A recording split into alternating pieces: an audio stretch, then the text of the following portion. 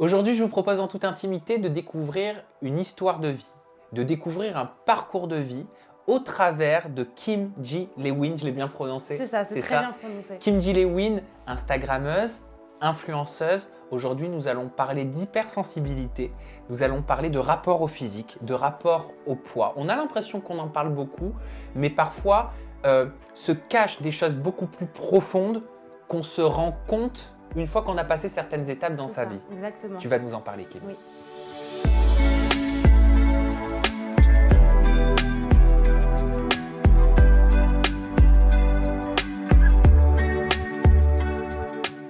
Alors, Kim, moi je t'ai découvert dans l'émission Ça commence aujourd'hui, avec Faustine Bollard, que je salue et j'adore cette émission. J'adore cette émission. Ah, mais aussi. vraiment, c'est ma passion. C'est ma passion.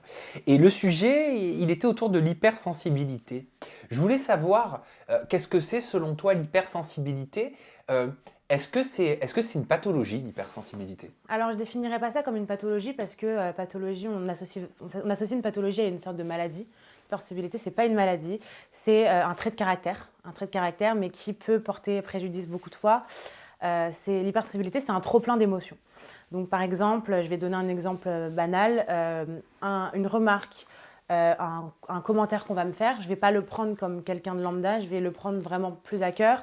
Et on est en permanence en train de se poser des questions sur tout et n'importe quoi, en fait. C'est vraiment un trop-plein d'émotions. Mais donc, ça veut dire que ça peut être handicapant? Ça peut être handicapant quand on ne comprend pas ce qu'on a, parce que dans mon cas, par exemple, je ne savais pas que j'étais hypersensible de base, je me sentais un peu étrangère, un peu comme un extraterrestre, j'ai l'impression de prendre mes émotions différemment que les autres. Donc c'est vrai que c'est vraiment quelque chose qui peut être très handicapant, mais maintenant que justement on sait qu'on est hypersensible, on peut justement arriver à gérer son hypersensibilité. Parce que tu as pu mettre peut-être un mot dessus. C'est ça. Pour toutes les personnes qui sont en train de nous regarder en ce moment même et qui se disent « Ah bah tiens, peut-être que moi aussi je suis hypersensible parce que je me reconnais dans ce trait de caractère ou autre » et on va y aller plus en détail, vous allez voir. Qu'est-ce que tu leur dirais? Comment est-ce qu'on peut savoir si on est hypersensible ou non? Alors, il y a beaucoup de personnes qui pensent qu'il faut se faire tester, qu'il faut aller voir un médecin, etc. Moi, je pense que la meilleure chose, c'est de se documenter, de s'intéresser vraiment au sujet, de lire des livres. Il y a de plus en plus de livres qui sortent à ce sujet-là. Et moi, personnellement, c'est mon psychiatre qui m'a dit que j'étais hypersensible. Donc, forcément, ça m'a aidé. Mais c'est pas parce qu'on ne va pas voir un psychiatre qu'on peut pas être décelé, entre guillemets, hypersensible. C'est vraiment... c'est comme, encore une fois, c'est un trait de caractère, c'est pas une pathologie, c'est pas une maladie, c'est pas quelque chose qui nécessite des médicaments. Donc, quoi qu'il arrive, tu peux médicamenter. Mais vaut mieux pas. Voilà, mais la chose qu'il faut, c'est vraiment se documenter un maximum. Il y a plein de formes d'hypersensibilité. Moi, je peux avoir quelqu'un d'hypersensible en face de moi qui va avoir des traits de caractère complètement différents des miens, mais qui va être aussi hypersensible. Mais hypersensible, ça veut dire, est-ce qu'on est que sur les émotions? Dans quel cas de figure ça se manifeste? Est-ce que tu as des exemples à nous partager? Alors non, ça ne va pas être que sur les émotions, ça va être sur plein d'autres choses. Par exemple, ça peut être sur les sens. Par exemple, il y a des personnes hypersensibles qui vont avoir l'ouïe beaucoup plus développée que d'autres personnes, le toucher, le goût, l'odorat, ça va vraiment être... Tout est décuplé en fait, tout. C'est-à-dire que par exemple, moi, je peux me poser une question tout de suite, mais pourquoi le vase est posé ici et pas ici? Enfin, c'est vraiment, on se questionne sur tout, absolument tout, à tous les niveaux et tout le temps. Donc ça veut dire qu'au fond de toi, tu cherches un sens à tout. À tout. Et à chaque fois. À chaque fois. C'est fatigant, très fatigant, parce que ton cerveau, il est en constante... il travaille constamment en fait. T'as jamais de repos. Oui. T'analyses tout? J'analyse tout. Tout ce qu'on te dit? Tout ce qu'on me dit. Tout ce qu'on te fait? Pourquoi il m'a dit ça, pourquoi il m'a fait ça, pourquoi et comment et pourquoi pas comme ça. Tout le temps. Ça procure quoi en toi? Ça te rassure? Ça me rassure, mais c'est surtout que c'est devenu un automatisme finalement. C'est quelque chose que je contrôle plus. Et maintenant que je le contrôle plus et je sais que je le contrôle plus, c'est maintenant que je me suis remise en question, je me suis dit bon, de toute manière, je peux pas le contrôler, donc il faut que j'arrête d'essayer de le contrôler, quoi. Mais ça fait partie de moi. Je sais que ça fait partie de moi et je sais que c'est quelque chose qui... c'est moi, quoi. Ça me définit un peu, quoi. Est-ce qu'il y a des conséquences à cette hypersensibilité? Il peut y en avoir, comme il peut ne pas en avoir. Moi, personnellement, il y en a eu énormément dans ma vie, jusqu'à que je me rende compte que, justement, j'étais hypersensible. Après, c'est vrai qu'il y a plusieurs degrés d'hypersensibilité. Voilà, il y a plusieurs degrés. Mais après, il y a quelque chose qui est très important. Les gens ont tendance à penser que hypersensible, c'est être hypersensible, juste très sensible, quoi. D'accord, donc c'est être à fleur de peau, ouais, avoir la petite larme régulièrement. Voilà. Par exemple, je vais donner un exemple tout bête. Il y a quelques années, quand je venais de découvrir que j'étais hypersensible, j'en avais parlé à une amie à moi.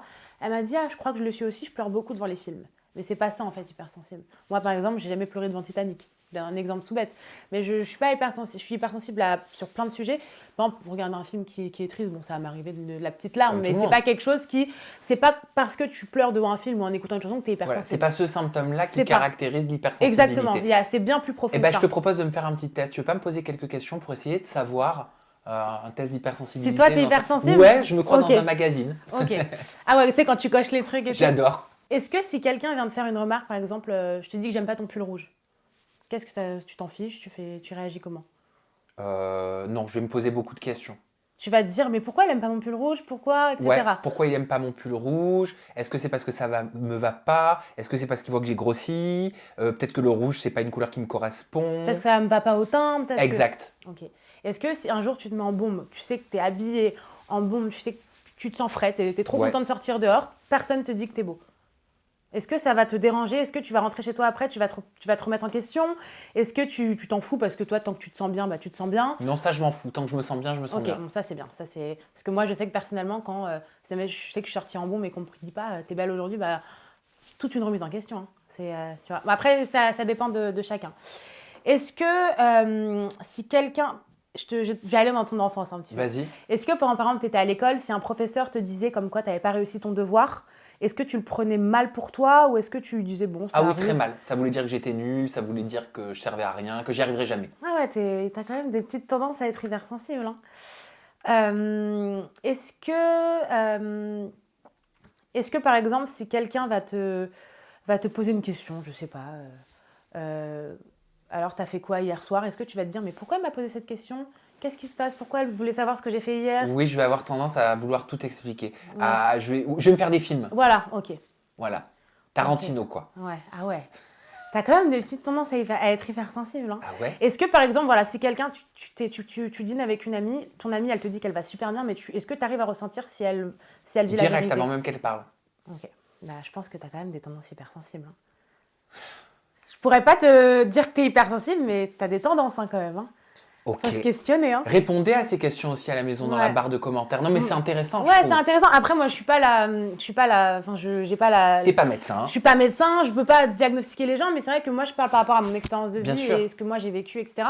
C'est vrai que tu as quand même des tendances à. Tu peux être hypersensible, mais je pense que beaucoup de personnes finalement le sont et s'en rendent compte. Enfin, je sais que moi, après l'émission, personnellement, le nombre de personnes, mais de tout, c'est pas forcément des femmes, il y a vraiment eu des hommes, des pères de famille, des garçons de mon âge. Enfin, il y a eu tellement de personnes qui m'ont envoyé des messages, mais je suis hypersensible, je comprenais pas ce que j'avais. Grâce à cette émission, je me suis découvert hypersensible, mais en fait, on est beaucoup plus qu'on le pense. Et le soir, comment ça se passe avant de te coucher? Est-ce que ça t'a déjà créé, parce on parlait des conséquences, est-ce que tu as déjà eu des... Ah, j'ai oublié le mot, tu sais, quand t'arrives pas à dormir. Des insomnies. Des insomnies. Oui, ça m'est déjà arrivé beaucoup de fois de réfléchir à tout et à n'importe quoi.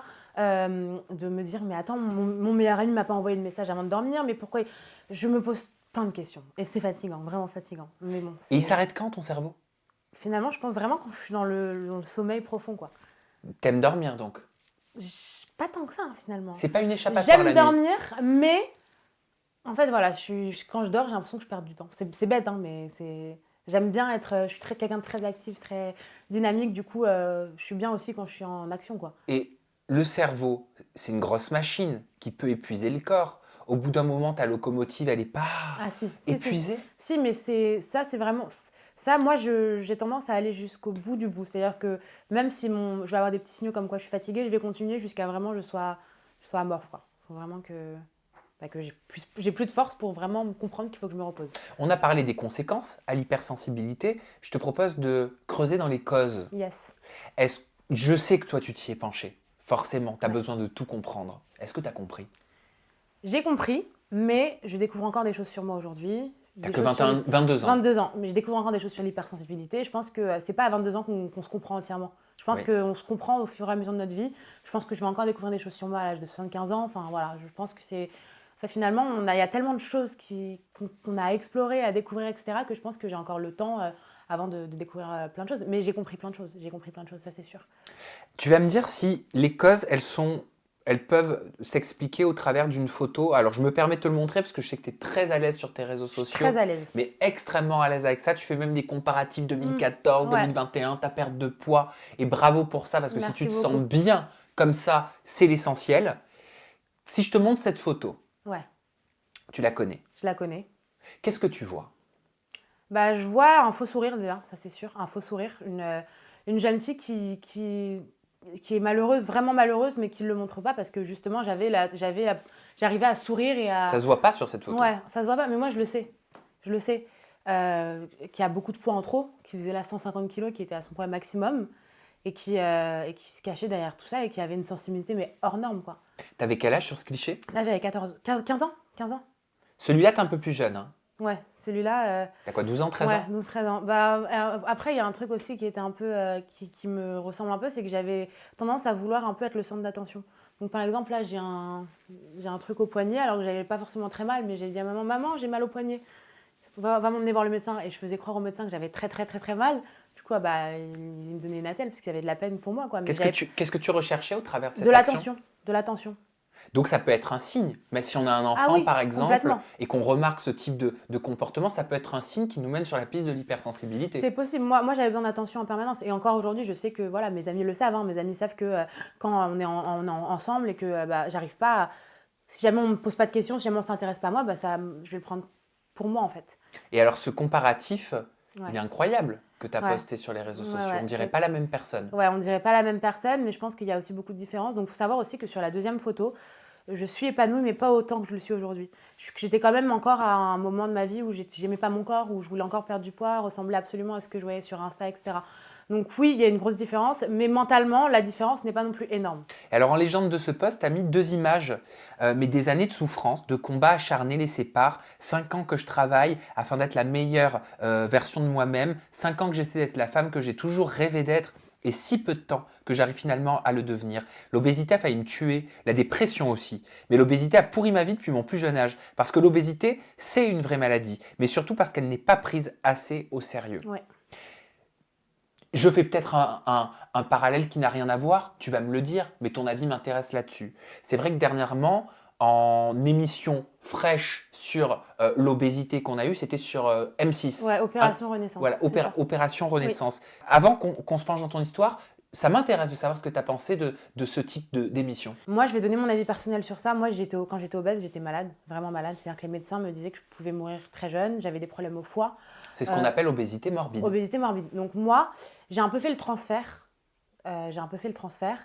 Je pense que sur cette émission, il y a eu beaucoup d'erreurs parce qu'il y a plein de choses qu'ils n'ont pas montré. Ils n'ont pas montré aussi les souffrances que c'était après l'opération parce qu'ils pensent qu'une opération, ça va tout guérir, mais c'est pas le cas.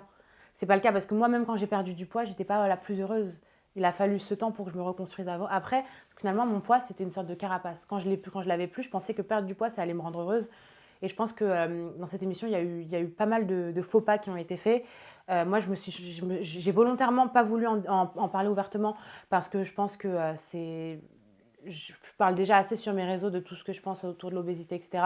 Je pense que c'est une émission qui a été bien à faire. Après, je pense qu'elle a été très mal interprétée par beaucoup de gens. Et je pense qu'elle n'a pas assez défini la vérité de ce que c'est vraiment le combat contre l'obésité, en fait. C'est quoi le combat contre l'obésité? Le combat contre l'obésité, c'est se réveiller le matin, avoir les jambes lourdes, avoir du mal à marcher, ne pas pouvoir s'habiller comme on veut, même dans les magasins de vêtements. Ce sont des douleurs physiques? Des douleurs physiques, des douleurs mentales surtout, parce que t'oses pas aller manger au resto parce que tu sais que les gens te regardent parce que t'es grosse. C'est les gens qui comprennent pas, qui pensent juste que t'es grosse parce que t'es une flemmarde. Ils pensent que t'es grosse parce que t'as trop mangé de Nutella. C'est des gens qui sont complètement dans le déni et qui te jugent en permanence sans vraiment savoir s'il y a ou pas une vraie souffrance au fond de moi. L'obésité, c'est beaucoup de préjugés, beaucoup de préjugés et très peu de connaissances en fait. Parce que maintenant, je trouve qu'on en parle plus et heureusement. Mais moi, quand j'étais obèse, j'étais malade en fait. Si on me demande pourquoi j'avais tous ces soucis, j'étais malade. Je dis même plus que j'étais obèse parce que finalement, les gens ne comprennent pas que l'obésité, c'est vraiment une maladie. C'est quelque chose que j'étais malade et les médecins m'ont dit mais Kim, tu peux mourir là. Ton espérance de vie, elle se réduit. Et ils me disaient clairement que si jamais je perdais pas de poids, là, ma vie, elle était en jeu. J'avais un problème au foie, c'était des analyses de sang 2 fois par mois. Enfin, c'était vraiment... J'étais une malade. À Vraiment. 14 ans, tu faisais 150 kilos. C'est ça. Et tu dis dans ce post que certains aspects de ta vie ont été pourris par l'obésité. Lesquels? Bah, l'été, par exemple, je pouvais pas me mettre en maillot, c'était un calvaire. Quand tu vas au collège, tu vas à la je dis des petits exemples, mais pour, un peu contextualiser, quand j'allais au collège, j'étais super mal à l'aise parce que j'allais pas au cours de sport parce que, bah, courir pour moi, c'était pas possible. Devant les autres en tout cas, c'était avoir peur de ne pas rentrer dans la chaise en cours de physique. Enfin, c'était plein de petits trucs qui font que bah, ça me pourrissait la vie au quotidien. C'était pas pouvoir m'habiller comme mes copines s'habillaient. Si jamais il y avait un t-shirt qui était à la mode, bah, forcément je pouvais pas l'acheter parce que je rentrais pas dedans. C'était voir mes copines qui avaient leur premier flirt et bah, moi qui étais complètement rejetée. C'était ouais, c'était voir les gens en fait grandir et s'épanouir et moi j'ai l'impression de stagner quoi. Et comment on se construit avec cette mentalité-là? Bah, quand on se détruit en fait. On se construit pas, on se détruit. On se détruit complètement. Et surtout, on se rend pas compte, mais en fait, on se sent complètement différent. On se sent complètement différent et qu'on le veuille ou non, quand on est obèse, on va être amené à être critiqué, à être insulté, à être abaissé, à être intimidé, même si jamais on est la plus populaire du collège ou du lycée. Moi, j'ai toujours été une fille très populaire, hein. J'ai toujours eu beaucoup d'amis. Là où j'habite, les gens me connaissent un peu tous. Enfin voilà, j'ai toujours été très populaire, mais ça n'empêchait pas le fait qu'on m'aimait, tout le monde m'aimait, mais que ça parlait dans mon dos, ça me critiquait, ça m'insultait. J'arrivais dans le couloir, je me faisais bousculer, oh, il y a la grosse. Enfin, c'était devenu un calvaire, quoi. Et en fait, c'est vraiment quelque chose que... Et c'est pour ça qu'aujourd'hui, quand j'entends des personnes qui critiquent les gros, etc., ça me fait vraiment mal. Qu'est-ce que Même pour t'entends? moi, ah ouais, elle a trop bouffé de Nutella, elle a trop bouffé McDo. Putain, c'est pas, moi, mon cercle d'amis est très bienveillant, donc je suis pas avec Oui. des gens qui vont critiquer les gens comme ça parce que déjà ils savent que j'ai souffert. Puis même, je fais en sorte de m'entourer de gens bienveillants. Mais par exemple, je dis au hasard, mais ça va m'arriver d'être par exemple, je sais pas, dans un fast-food, je vais entendre un groupe de mecs derrière qui critiquent une nana plus loin qui a un peu de poids. Ah ouais, elle est au McDo, elle bouffe encore cette grosse. Ils comprennent pas en fait que c'est une maladie, que, enfin, c'est pas ça en fait, c'est pas. Les gens, ils sont vraiment méchants, hein. Ils sont méchants et encore plus quand on est jeune. Donc moi, je sais que j'ai beaucoup souffert de ça. Mais, euh, mais je pense qu'il y a beaucoup de gens, et il y a beaucoup de parents aussi qui ne se rendent pas compte que l'obésité, c'est une maladie, qui vont dire à leurs enfants maigris, qui vont rabaisser leurs enfants, mais ce n'est pas la solution en fait. C'est pas du tout la solution. Moi, le meilleur conseil que j'ai à donner à des personnes qui souffrent d'obésité ou de surpoids, c'est d'aller voir un psychiatre. Parce que pour moi, enfin pour moi et pour tout le monde, tu prends pas du poids parce que tu as envie de prendre du poids. C'est qu'il y a quelque chose de plus profond. Comment ça s'est fait, toi? À quel moment tu as réalisé, Kim, que tu allais dans une direction que tes parents n'avaient pas forcément prévue pour toi? Alors, je pense que c'est. J'ai toujours été la plus grosse. On est 4 frères et sœurs. Et ça a toujours été moi qui étais la plus grosse. Et je ne comprenais pas. Parce que j'ai compris qu'en fait, j'étais différente, quoi. Vraiment, je me sentais vraiment différente. Mes parents m'ont toujours soutenue, hein. Ça, c'est quelque chose que je peux pas renier. Ils m'ont toujours soutenue. Mais c'est vrai que je me suis rendu compte de ça quand mes parents m'emmenaient 2 fois par semaine à l'hôpital pour faire des contrôles. Je voyais que j'étais différente, quoi. Mes frères et sœurs, ils vivaient leur vie, ils avaient 2 ans, 3 ans, 4 ans de plus que moi. Et moi, bah, j'étais la seule, la malade, qui allait 2 fois par mois à l'hôpital. Donc forcément, j'ai compris qu'il y avait quelque chose qui allait pas. Hmm. Et c'est surtout, en vacances, c'était un calvaire.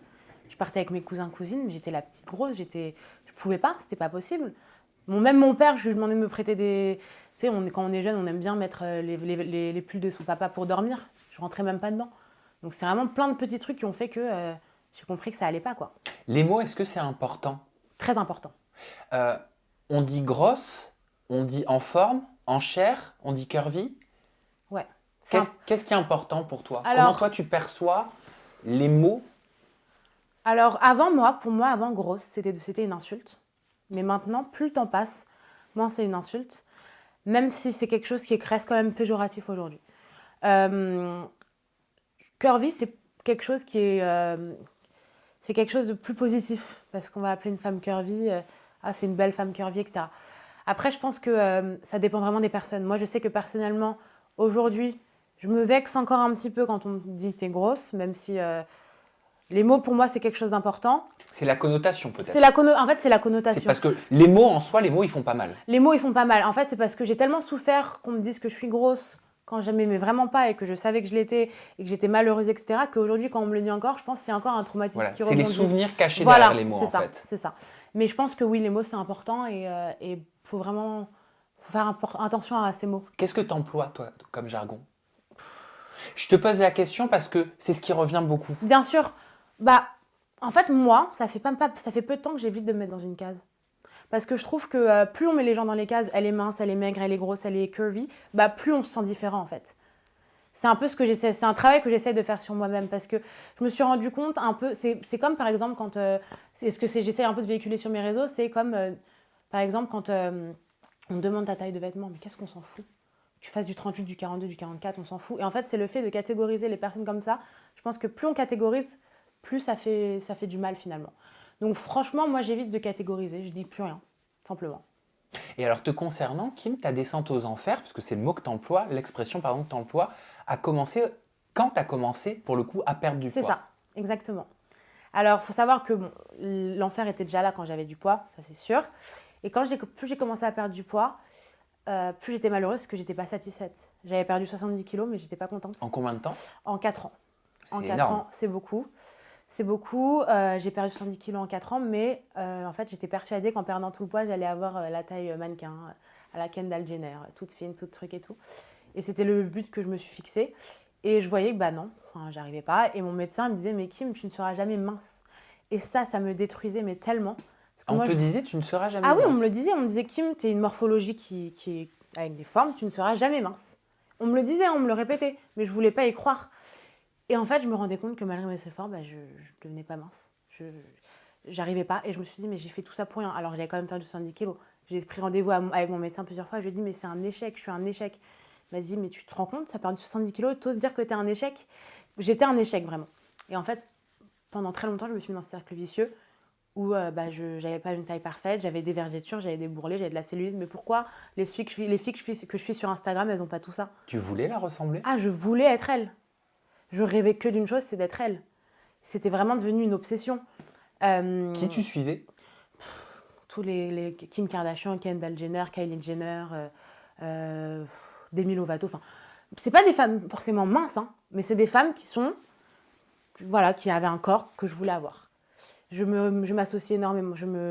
J'étais vraiment, j'étais à fond sur elle. Après, il n'y a pas que elle, il y en a plein. Je suivais plein de nanas. Enfin, je pense qu'on, voilà, après on voit dans notre feed d'actualité, on voit la télé. Enfin bref, c'est vraiment plein de monde. Et vraiment, je voulais leur ressembler. Je comprenais pas pourquoi j'arrivais pas à leur ressembler. Je parle pas physiquement visage, hein, mais vraiment au niveau du corps, etc. C'était quelque chose. Je faisais du sport, j'arrivais pas, je comprenais pas. Et en fait, c'est plus tard que je me suis rendu compte, enfin c'est bien après que j'ai compris que bah, à force de vouloir ressembler aux autres, on s'éloignait de qui on était vraiment. Et je me suis complètement perdue dans ça en fait. Et Excuse-moi, en fait, non, c'est le discours que tu as qui m'amène sur une question. Je suis dis-moi. désolé. Non, il n'y a pas de problème. Pourquoi t'es pas représenté, Kim? Quand je dis tu, je parle des personnes comme toi qui ont eu ton histoire, qui ont traversé les années, qui ont perdu beaucoup de poids, qui se sont identifiées à d'autres. Pourquoi t'es pas représenté en télé, dans la télé de divertissement par exemple, dans la télé-réalité? Pourquoi j'en vois pas assez des filles comme toi? Je sais pas.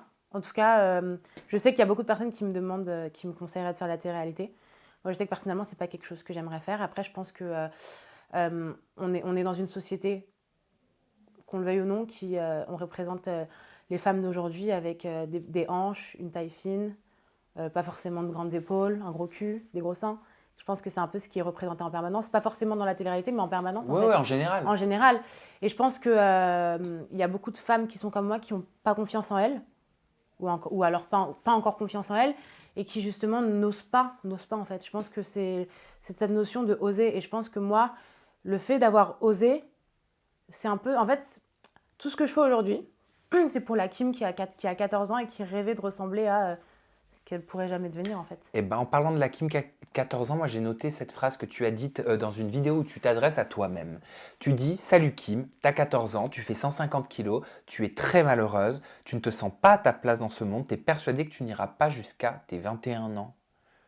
Pourquoi tu dis que tu es persuadée que tu n'iras pas jusqu'à tes 21 ans? Parce que de mes 14 ans à mes 18 ans, j'ai été hospitalisée plusieurs fois pour dépression, pour des tentatives de suicide. C'est parti très loin, c'est parti très loin. Tentatives de suicide, des nuits des nuits aux urgences, des scarifications. Enfin, vraiment, j'étais dans un cercle vicieux assez dark. J'avais vraiment envie de mourir. Hein. C'était devenu c'était devenu un quotidien en fait. C'était vraiment, j'étais persuadée que j'allais mourir quoi. Tu le cachais? Tes parents le savaient? Alors mes parents ils le savaient pas en fait. C'était pendant un voyage avec ma grande sœur et ma petite sœur. J'ai discuté avec elles, je leur ai dit vous savez, je suis pas bien, je me scarifie. Et je l'ai pas dit en fait d'une façon, je veux de l'attention, mais je me suis un peu confiée à elle. Et en fait, je me rendais pas compte, je pense, de la gravité des choses. Et ma grande sœur et ma petite sœur ont été voir ma mère. Et elles ont été rapportées du coup. Et à partir de ce moment-là, ma mère m'a dit, écoute, je vais t'emmener voir un psy. Je savais pas pourquoi, hein. Elle m'a dit, c'est très bien que tu vois un psy, tu sais, tous les enfants en voient un, etc. Et à partir du moment où j'ai vu un psy, bah là, j'ai compris qu'en fait, c'était grave et que c'était pas normal d'être comme ça, parce que pour moi, c'était pas quelque chose de grave. Et puis, mes parents l'ont compris très vite, en fait. J'ai eu des parents qui ont compris très vite et m'ont fait hospitaliser très vite. J'ai été prise en charge assez vite et heureusement, je pense. J'ai eu des parents qui m'ont énormément soutenue. Et je pense vraiment que si jamais j'avais pas eu des parents qui m'avaient soutenue et un entourage qui m'avait soutenue autant qu'ils m'ont soutenue, je pense pas que je serais encore là aujourd'hui. Et je pense que c'est quand même très important de le relever parce que quand on est bien entouré, je pense que ça fait ça change tout, vraiment. Donc ça veut dire que si des parents nous regardent et qui sont dans une situation similaire, il faut se poser des questions. Toi, tu encourages J'encourage. à s'intéresser, à creuser chez l'enfant. J'encourage vraiment à creuser. Moi, je pense. Après, moi, c'est une vision que j'ai personnelle des choses, mais je pense que on devrait voir un psy comme on voit un médecin généraliste. Ah, ça, je suis bien d'accord. Vraiment, je pense que c'est important. Bon, peut-être que dans 10-15 ans, une loi passera et j'espère bien. Mais voilà, je pense que tu vois un médecin généraliste pour voir ton état de santé physique. Mais l'état de santé mentale, il est tellement plus important que le physique parfois. Bah parce que le mental crée des maux physiques en fait. C'est ça, exactement. Et il y a beaucoup de gens qui ne s'en rendent pas compte. C'est encore un tabou de voir un psychiatre. Moi, je vois encore mon psychiatre aujourd'hui et j'en parle ouvertement. Et heureusement que je le vois encore. Et je le vois encore alors que je suis très bien. Mais parce que c'est important. Il m'a connu tellement mal que c'est important qu'il me voit bien aussi. Bien sûr. Donc voilà. Mais vraiment, pour moi, voir un psychiatre, c'est des professionnels de santé qui sont spécialisés pour tout ce qui est mental. C'est important de voir un psychiatre. Après, il ne faut pas aller voir n'importe lequel. Il faut vraiment se sentir en confiance. Moi, j'en ai vu plusieurs avant de tomber sur la personne à qui j'ai confiance aujourd'hui. Oui, il ne faut pas se laisser abattre en se disant ah, bah, je suis tombé sur un con, je suis tombé voilà, sur une exactement. connasse. Et je sais que beaucoup de gens font comme ça. Bah oui, mais des cons et des connasses, il y en a partout. Il y en a partout. Voilà, dans tous les corps de métier. Donc chez les petits aussi. C'est ça, exactement. La cause, Kim, tu as 22 ans aujourd'hui. Est-ce que tu sais ce qui t'a conduit à prendre ce poids à un moment donné de ta vie? Alors, je pense qu'il y a beaucoup de facteurs qui ont fait que j'ai pris du poids. Il faut savoir que je suis hyperphage. Donc, hyperphage, c'est un trouble du comportement alimentaire dont on ne parle pas. Ah, l'hyperphagie, ça me parle. Ouais. J'en ai déjà parlé en interview. L'hyperphagie, c'est quand tu manges tes émotions. En fait, quand tu es boulimique, tu vas manger, puis tu vas te faire vomir. Quand tu es anorexique, tu manges pas, ou alors tu te fais vomir. Oui. Quand tu es hyperphage, tu manges tes émotions, mais il n'y a pas de vomissement après. C'est-à-dire, tu manges tes émotions. Quand, par exemple, tu es angoissé, tu vas manger, tu es stressé, tu vas manger, tu es triste, tu vas manger. Tu manges quand tu as des émotions qui sont négatives, tu les manges. Comme je suis hypersensible. Un peu comme ceux qui vont fumer quand ils sont stressés. Voilà, sauf que là, moi qui suis hypersensible, forcément, des émotions négatives, je peux en avoir, comme tout enfant. Donc moi, je mangeais fois 1000, mais sauf que quand tu es hypersensible, tes émotions, elles sont fois 1000, donc tu manges fois 1000. Du coup, oui, je mangeais beaucoup, clairement. C'est pas quelque chose, je vais pas dire que j'ai pris du poids, etc. Après, moi, je sais que j'ai suivi un traitement contre l'hyperactivité quand j'étais plus jeune et je l'ai arrêté du jour au lendemain parce que ça me rendait trop stressée, etc. Enfin, ça, c'est un petit détail. Donc, tu avais un terrain hyperactif, c'est ça? Ouais, ça, je sais que je le suis. C'est pas quelque chose, je m'en cache pas. Et en fait, après avoir arrêté ce médicament, c'est un médicament qui te coupe l'appétit. Et après l'avoir arrêté, ça m'a fait aussi prendre beaucoup de poids. Donc, je pense qu'il y a ça, mais c'est surtout l'hyperphagie. C'est essentiellement l'hyperphagie. J'ai toujours été la petite grosse, Ça, c'est quelque chose que j'ai toujours été. Depuis toute petite, j'ai toujours été la petite grosse depuis mes 3-4 ans. Mais avec les années, en fait, je prenais 10, 20, 30 kilos par an. Alors, c'est dingue parce qu'on parlait des mots M-O-T tout à l'heure, du sens des mots. On parle aussi des mots M-A-U-X. C'est ça. Et moi, j'aimerais rebondir sur ces 3 mots qu'on utilise depuis tout à l'heure. Hyperphagie, hypersensibilité, hyperactive. Il y a le mot hyper à chaque fois. Ouais. Plus. Toujours plus. Avec moi, c'est fois 1000. J'ai pas fait les choses facilement. Non, mais je suis désolée, mais je peux pas ne pas le noter, quoi. Non, bien sûr, c'est sûr. C'est une sacrée coïncidence. C'est une coïncidence. Après, voilà, je pense que il y a aussi, mais ça, c'est autre chose, c'est à haut potentiel. En général, quand tu es hypersensible, tu es surdoué. Ça va un peu ensemble. Donc voilà, il y a toujours plus, quoi. Mais c'est vrai que c'est un peu une coïncidence. Après, j'ai pas choisi la facilité, j'ai pas été. Mais bon, après, encore une fois, c'est des choses qui ont fait qui je suis aujourd'hui et je regrette pas d'avoir vécu tout ça, parce que je pense que si j'avais pas vécu tout ça, je serais pas la femme forte que je suis aujourd'hui. Et est-ce que tu es hyper heureuse? Hyper heureuse, ouais. Hyper heureuse. Et je pense que je peux l'être encore plus, mais ça, c'est un épanouissement sur le long terme. Oui, le bonheur, ça s'acquiert. C'est ça, exactement. Après, j'ai encore beaucoup de choses à apprendre sur moi, j'ai encore beaucoup de choses à découvrir, j'ai encore du chemin à faire pour être au must du must, mais oui, plus le temps passe, plus je suis heureuse, ça c'est sûr. Tu as rencontré l'amour. J'ai rencontré l'amour, mais Enfin, je l'ai rencontré, mais maintenant, je suis une femme libre. Célibataire. Célibatante. Ah, célibatante. J'avais vu ça dans un TikTok, du coup, voilà. Mais ouais, je suis une femme, maintenant, je suis une femme libre. Et en fait, bizarrement, depuis que je suis célibataire, je suis encore mieux parce que je me découvre vraiment, moi, en tant que femme, toute seule. Et je pense que c'est aussi très bénéfique pour moi. Ça t'a angoissé, cette période, de Pas passer du couple au célibat? Alors, avant de passer le pas, oui. Mais à partir du moment où j'avais passé le pas, mais c'était le jour et la nuit, quoi. C'était moi qui suis hypersensible, mes amis avaient très peur en fait. Ils étaient là, pour ça que je te pose la question. Ils avaient très peur, ils se disaient oh là là, mais qu'est-ce qu'on va faire le jour, elle est seule, etc. Vraiment, ils étaient. Parce qu'en fait, c'est-à-dire que moi j'ai été en couple pendant 3 ans et demi. Et en fait, je me suis construite avec ce garçon et c'était vraiment une relation. J'ai commencé à m'épanouir avec ce garçon et à me sentir mieux dans mon corps avec ce garçon. Du coup, mes amis pensaient qu'à partir du moment où j'étais plus avec ce garçon, ma vie elle allait un peu pas s'écrouler, mais j'allais vraiment. J'allais plus être. Enfin, j'allais me perdre un peu, j'allais plus réussir à être la femme forte que je suis, que je dépendais un peu de lui, etc. Et en fait, ça a été une surprise pour tout le monde, mais moi, la première, en fait. Je pensais que ça allait être la fin de ma vie, bref, j'étais fois 1000, hein, une vraie hypersensible. Finalement, ça a été, je pense, plus bénéfique que négatif.